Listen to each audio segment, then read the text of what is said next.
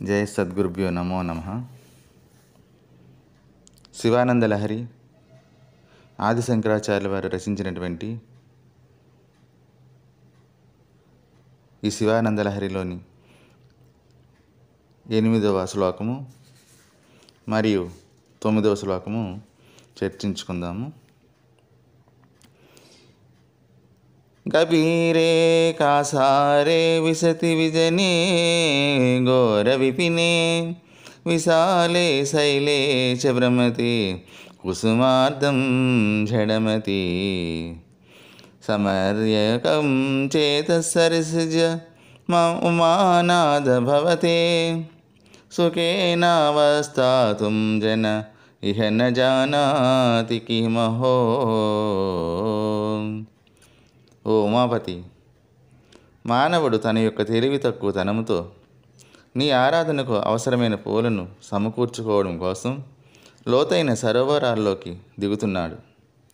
జనులెవరూ లేని ఘోరమైన భయంకరమైన అరణ్యాల్లోకి వెళ్ళి తిరుగుచున్నాడు. విశాలమైన పర్వత ప్రాంతాల్లో సంచరిస్తున్నాడు. అనేక రకాల పూలను తెచ్చుకుంటున్నారు. శ్రమపడుతున్నాడు. కానీ భక్తితో తనలోనే ఉన్న మనస్సు అనే పద్మాన్ని నీకు సమర్పిస్తే త్రిపుట అలసట లేకుండా చాలా సుఖంగా ఉండవచ్చు కదా. మానవుడు ఎంతగానో శ్రమపడుతున్నాడు, కానీ ఈ విషయాన్ని తెలుసుకోవడం లేదు కదా. ఎంత ఆశ్చర్యం ఇది! భగవంతుడు బయట నుండి తెచ్చి సమర్పించే అనేక రకాల పూల వలన సంతృప్తి పడడు. శక్తి గలవాడు వాటిని సంపాదించవచ్చు, కానీ వాటితో పాటు భక్తిని కూడా సమర్పించాలి.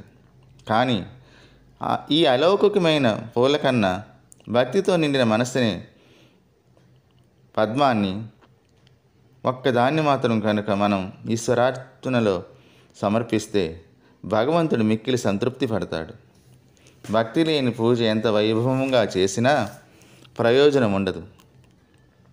భక్తితో మనోపద్మాన్ని కనుక సమర్పిస్తే సమస్త ప్రయోజనాలను పొందవచ్చు అనే విషయాన్ని మనం గమనించాలి. రెండింటినీ సమర్పించగలిగితే మరీ మంచిది. యదా బుద్ధి సుక్తురజితామితి కాచాస్మిని మనిః జలే పైష్టే క్షీరం భవతి మృగతస్నాను సలిలం తదా దేవ భ్రాంచ్య భజతి భవదన్యం జడజనః మహాదేవే స త్వాం మనసి చనమత్వా పశుపతే. 9వ శ్లోకం ఇది. యదా బుద్ధి సుక్తురజితమితి కాచాస్మని మనిః జలే పైష్టే క్షీరం భవతి మృగతృష్ణాసు సలిలం తదా దేవ భ్రాంచ్యా భజతి భవధన్యం జడజనః మహాదేవే స త్వాం మనసి చనమత్వా పశుపతే. దీనికి అర్థము, జీవులకు ప్రభువైన వాడా, ఏది నిజం ఏది అబద్ధం అని తెలుసుకోలేని మూఢుడు ఇసుకలో దొరికే ముత్యపు చిప్పను చూసి వెండి అని, గాజు ముక్కను చూసి మణిరత్నం అని, పిండి కలిపిన నీటిని చూసి పాలు అని, ఎండమావులను చూసి నీరు అని భ్రమపడి అదే నిజమని అనుకుంటూ ఉంటున్నాడు.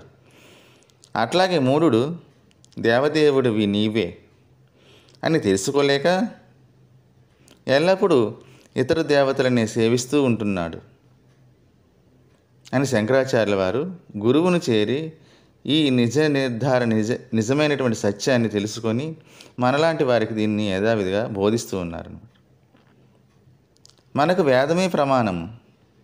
దానిలో ఏ దేవతను ఆరాధించాలని చెప్పిందో ఆ దేవతనే మనం ఆరాధించాలి. అన్నీ ఇవ్వగల వాడిని వదిలేసి ఏది ఇవ్వలేని వాళ్ళని ఆరాధించడం వలన అంతగా ప్రయోజనం ఉండదు. ఈ పైన చెప్పినటువంటి వాటిలో నిజం తెలుసుకుంటే ఆ వస్తువుల పట్ల అభిమానాన్ని పెంచుకోము. అట్లాగే ఈశ్వర స్వరూపాన్ని శక్తిని తెలుసుకుంటే ఆయననే తప్ప ఇతరులను దేవుడని పూజించము. జయ సద్గురుభ్యో నమో నమః.